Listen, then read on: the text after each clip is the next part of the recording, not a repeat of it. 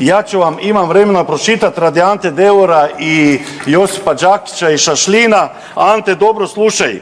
Zbog toga se okrenuše Vukovaru, hrvatski branitelji u Vukovaru.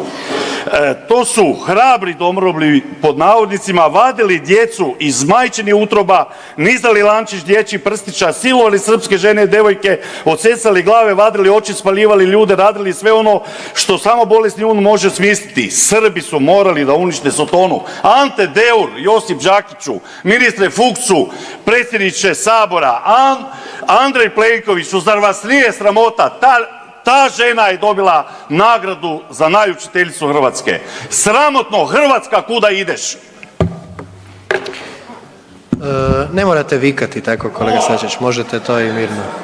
Idemo sada, dakle, da li kolega Deur, povreda Poslovnika, izvolite. Daj šuti, sram tebe. Samo malo, kolega Sačić, dobivate opomenu. Izvolite, kolega Deur. 238, sve što ste rekli, da, ja sam bio branitelj Vukovara, a vi me recite, jeste još uvijek Jugoslaven ili Hrvat? Što ste točno? Jer još uvijek, kad ste nazivali Lučkom mladiće, kad su dolazili 90. da su ustaše, da nije sram Jugoslavenčino jedna stara? Samo malo, kolegice i kolege. Samo malo. Kolega Deur, prvo dobivate opomenu zato što to nije bila povreda Poslovnika.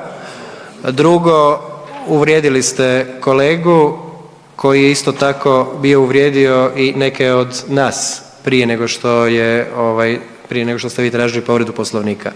Pa vas pozivam sada da stanemo s tom vrstom rasprave, sa takvim tonom koji je neprihvatljiv, koji je nekoristan i štetan i koji je uvredljiv za veliki broj ljudi. Dakle, možemo o tim temama govoriti na jedan drugačiji način.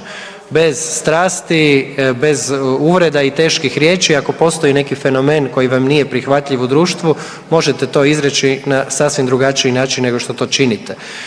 Pa vas pozivam da se svi smirimo i da ne ulazimo ponovo u rasprave koje su već u nekoliko navrata izazvale i loše reakcije javnosti, a i mislim da ne čine ništa dobro ugledu Hrvatskog sabora.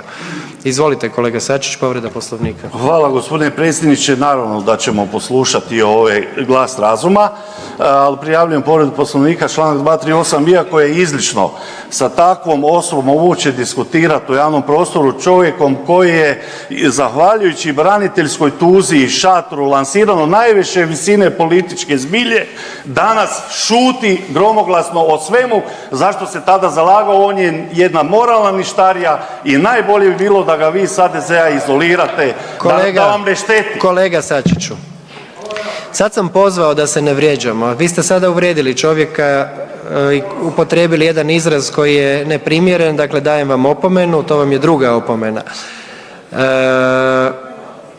Od toga nema koristi, bacamo jako ružno svjetlo na Hrvatski sabor i molim vas da prestanete s takvom vrstom izričaja.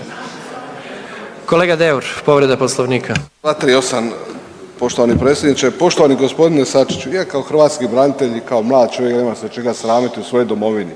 Ti kao jugoslavensko govedo, kako vas je Titovo jugoslavensko govedo, koji si bio stara milicajčina, gdje si služio, zatvarao hrvatske domoljube. Srami se. Kolega Deur, dobivate opomenu. Kolega Sačić, ja vas molim sada, stanite. Nemoj.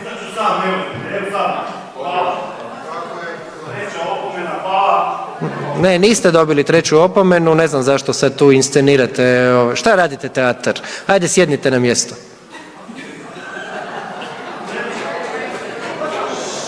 Ajde, gledajte. Ovo je toliko neugodno.